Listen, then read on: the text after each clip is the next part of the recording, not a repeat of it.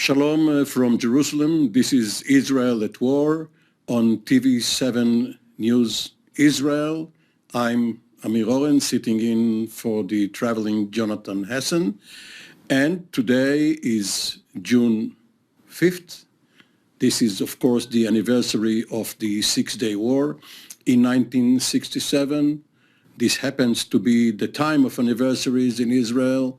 Tomorrow, June 6th, in 1982, was the start of the Lebanon War that Israel initiated against the Fatah organization. And with us today are Mr. Oded Eilam, a former Mossad senior officer, among other duties, in charge of counterterrorism, and Reserve Brigadier General Relik Shafir of the Israeli Air Force. And obviously, day after tomorrow, June 7th, is your own personal anniversary. 45 years ago, on June the 7th, you, along with 7 other Israeli Air Force fighter pilots, flew to Osirak to destroy the Iraqi nuclear reactor. So thank you for coming, General Shafir, Mr. Eilam, both of you. Thank you. Thank you for having me. Now, Israel has been at war now for 32 months, obviously Israel's longest war ever, and we had several wars already. And the question is, what is going to happen from this juncture on? It seems as if President Trump has lost some of his interest in the Iran war, that he's trying to close the file on the Iranian campaign, Operation Epic Fury. For him, the Hormuz Strait crisis, the political ramifications, various events taking place in the United States over the next several weeks. And this has implications for Israel, especially now on the Lebanese front. There are negotiations, or at least talks, between Israeli and Lebanese emissaries under the auspices of the U.S. State Department, but there is fighting going on, at least in South Lebanon, if not in the Beirut area, the Dahya, which Hezbollah occupies. So, Oded Eilam, how do you read the situation as the Israeli decision makers seem to be dependent on what comes out of Washington? Okay, first we have to understand what was the nature of this ceasefire that Donald Trump had imposed on the Iranian. It comes from a very dramatic event that happened on the 17th of May, when for the first time in history, it's like Relik Shafir knows that very well. The Iranian had attacked a nuclear facility, and we're talking about the Barak facility that supplies 25% of all the energy in the Emirates, and about 5.6 giga.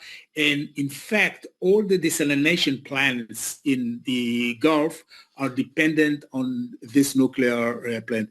So that was a state of shock for all the parties involved, and the change in the course that was until now was for facilitating the attack on the Iranians and diminishing their capabilities and so on. And that was actually the accord that made Donald Trump change his mind and going into this kind of ceasefire. This ceasefire is not good for the Israeli interests, and especially the fact that the Iranians are linking the ceasefire to the Lebanese issue. And in fact, the weakened regime, and it's a very weakened regime, had managed to portray resilience and portray that they don't drop their proxies under the bus. And this is exactly what is the nature of the conflict right now in Lebanon. And it's a very, very difficult task and obstacle, not only to Israel, but also to the Lebanese government. General Shafir, In the United States, especially at the Pentagon, Secretary of War, Hegseth, they count aircraft destroyed, ships taken out of commission, and various other targets that the United States military, along with the Israeli defense forces, have managed to, as President Trump likes to say, obliterate. But are these the right measures when it seems that the Iranians have very cleverly managed to outfox Trump? Well, it's not a question of the Iranians. It's the mindset of the Department of War, as it used to be called, Department of Defense. Allow me to take you back to the Tet Offensive in 1968 in Vietnam, where both sides calculated that during the Tet Offensive, the Americans will destroy about 50% of the incoming logistics and manpower. And the Americans figured out that if they do so, then they won the war, and the Vietnamese actually thought the same. And this is the reason why the Secretary of Defense at the time retired from his job, because he felt and later wrote that he completely misunderstood the logic and the ideology behind this war and counted beans instead of understanding what's on the other side. And same thing happens here. This is an area of victimhood. Everybody feels that they're victims, including the Israelis. Certainly the Shia started their, I would say, journey in life in 680 as victims of the Sunnis.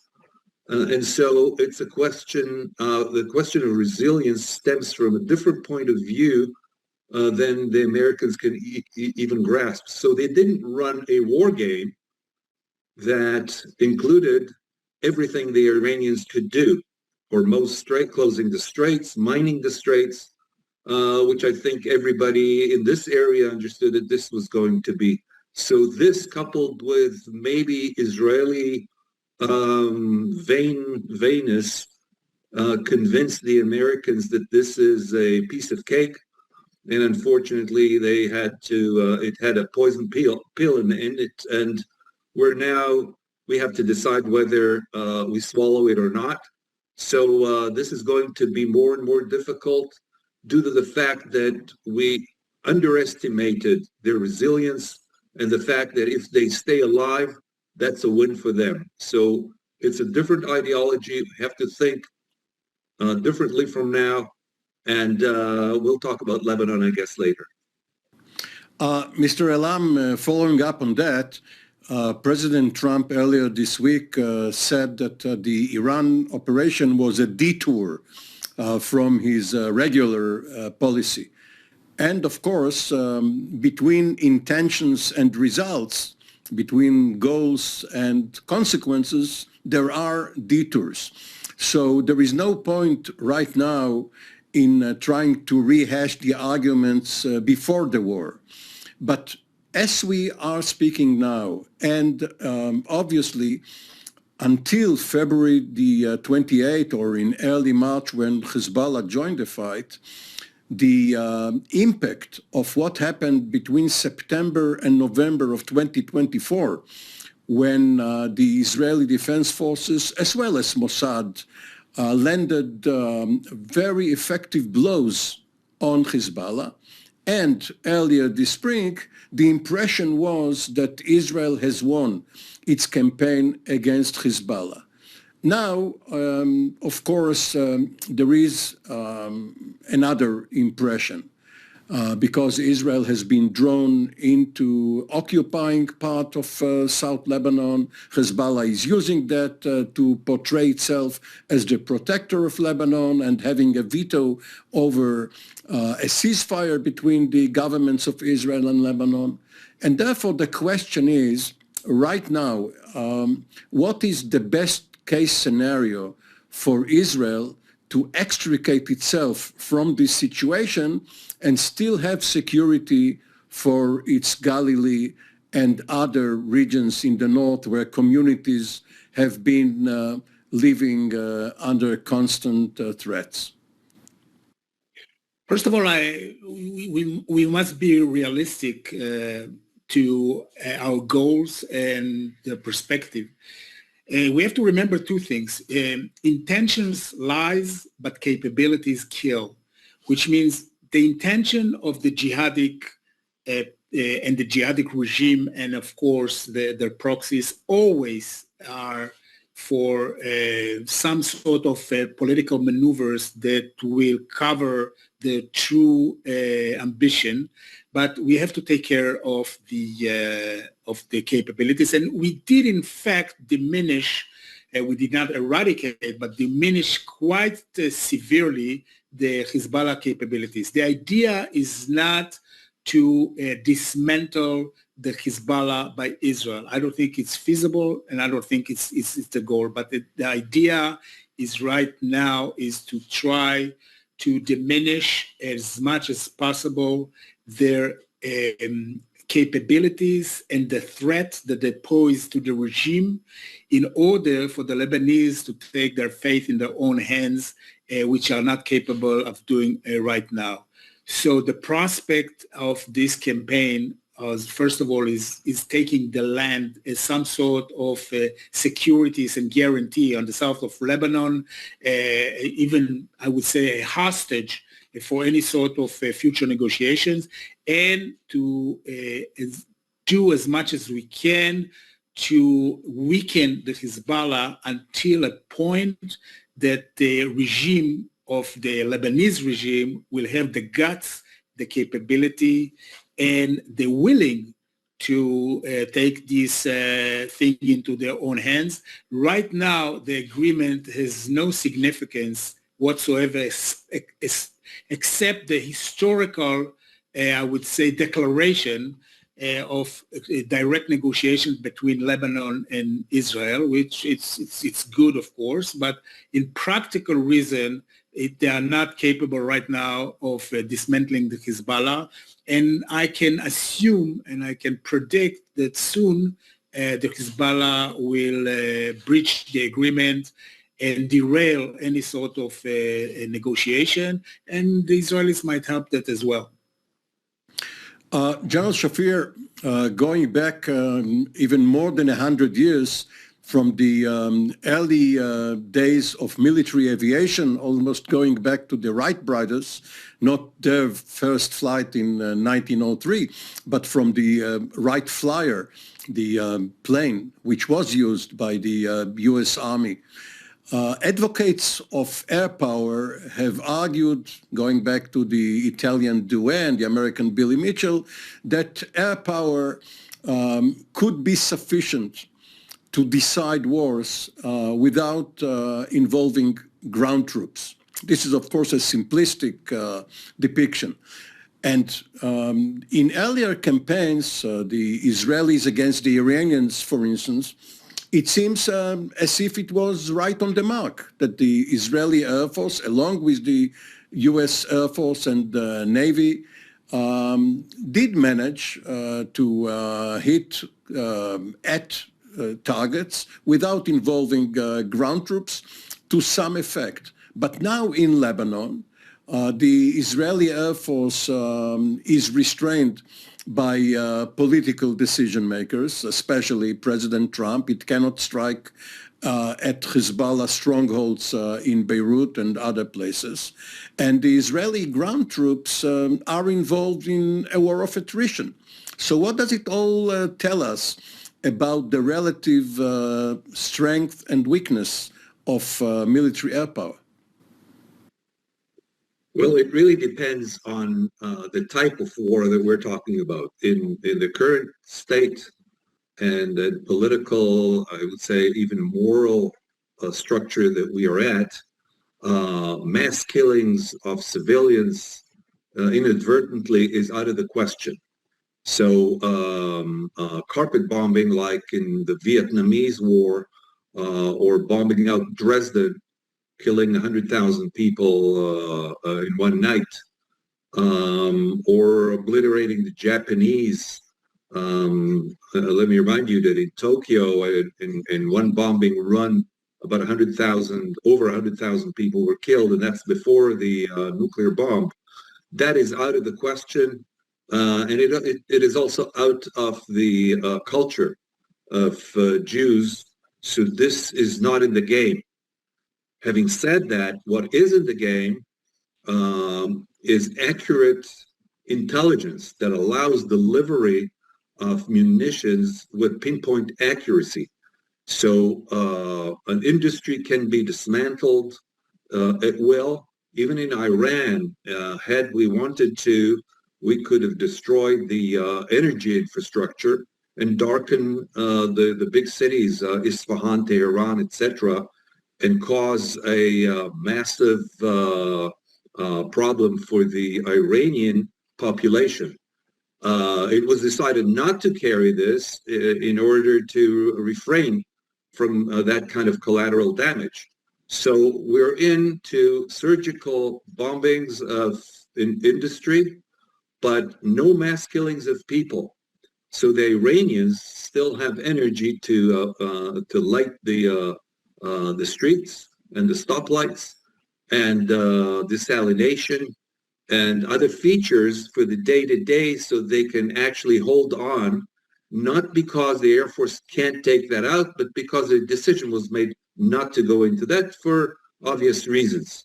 So the question goes back to, what do you want to achieve in a war? And what are you allow yourself to achieve in a war? So if the, let's say the U.S. Continues the blockade in Hormuz, the Iranians would capitulate.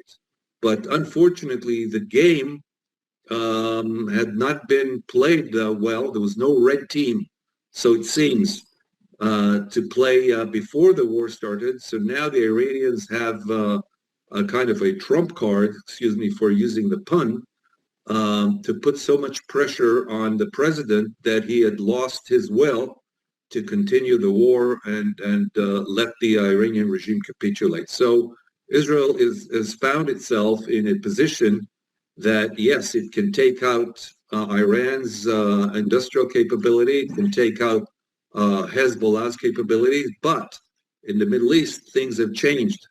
And both the Hezbollah and Hamas have tackled the problem of the Air Force by using simple rockets, terrorizing the population, and even in Lebanon itself.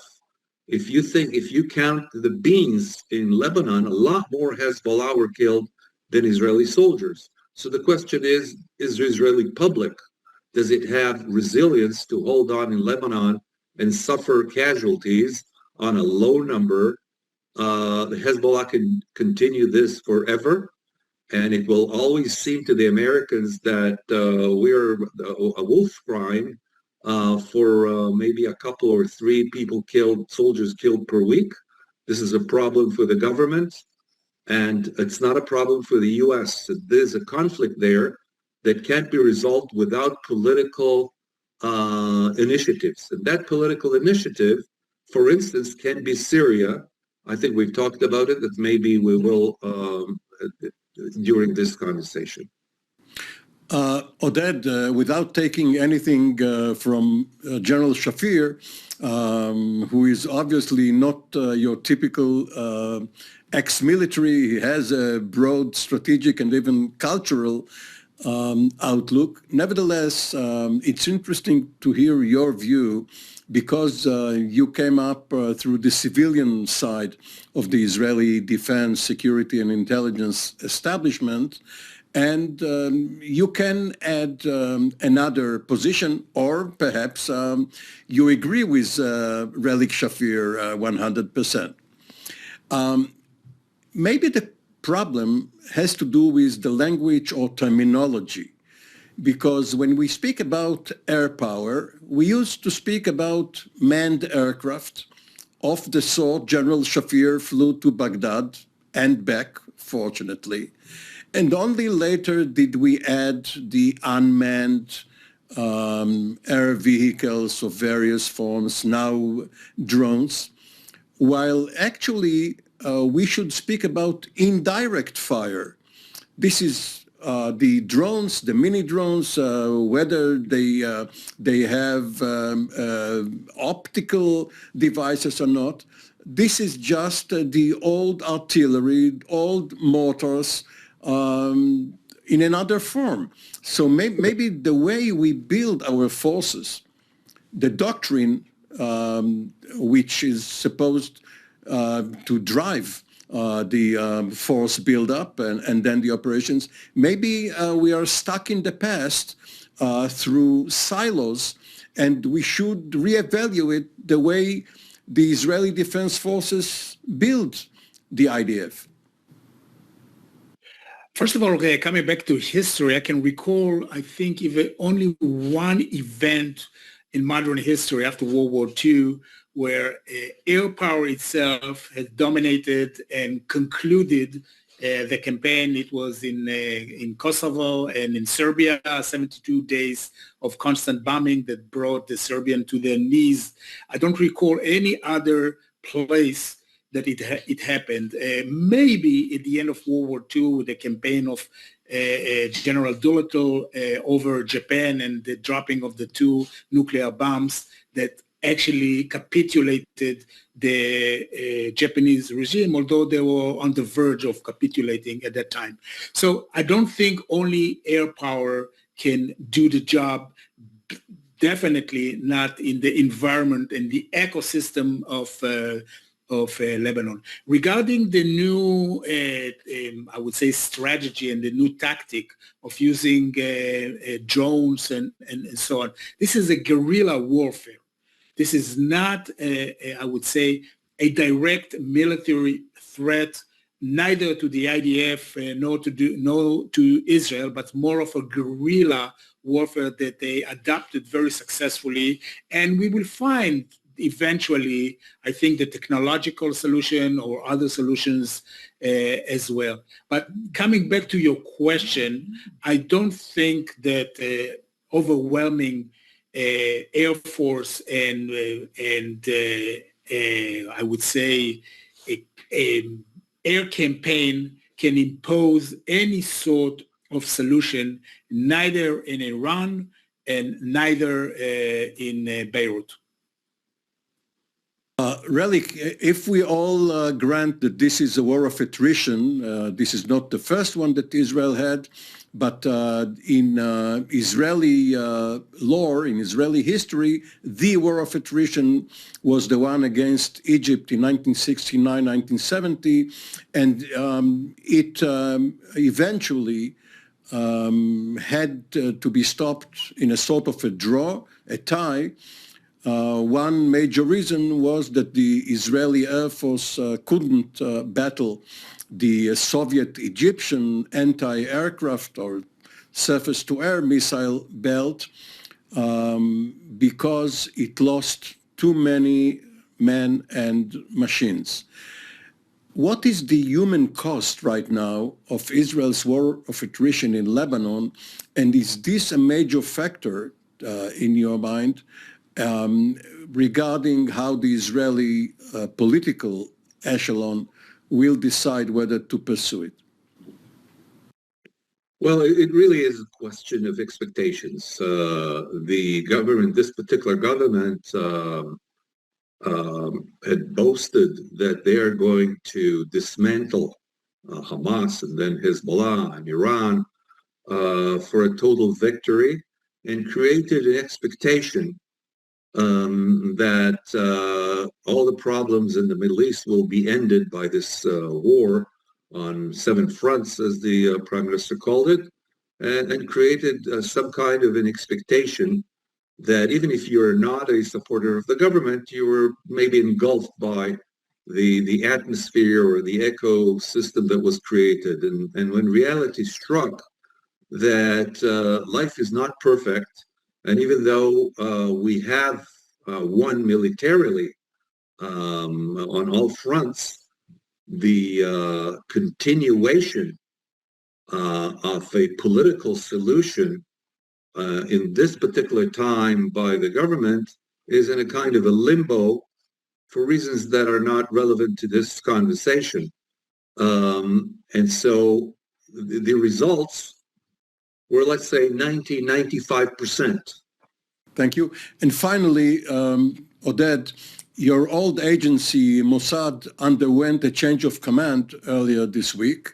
And because we don't have more than a few seconds, you can get away with only a few words regarding a question our viewers are curious to find the answer to. Are there any more tricks of the trade, gimmicks such as the beepers in the Mossad's bag? First of all, if there are, definitely I'm not going to reveal or unfold them here. I can just say the challenges to the new director are enormous and unprecedented. We have new players like Turkey, like the Houthis, like Qatar, never had before. And the problem is that part of the war is that you use your arsenal and on-the-shelf operation, and once you use them, you obliterate them. You cannot use them anymore, and so you have to start from scratches right now. And this is quite a challenge, but I'm sure the Mossad can handle that. So because we ran out of time, we cannot share all of the secrets with our viewers, as well as with the moderator here. For the time being, thank you, both of you, Relik Shafir, Oded Eilam. This has been Israel at War on TV7 News Israel. For the time being, shalom from Jerusalem.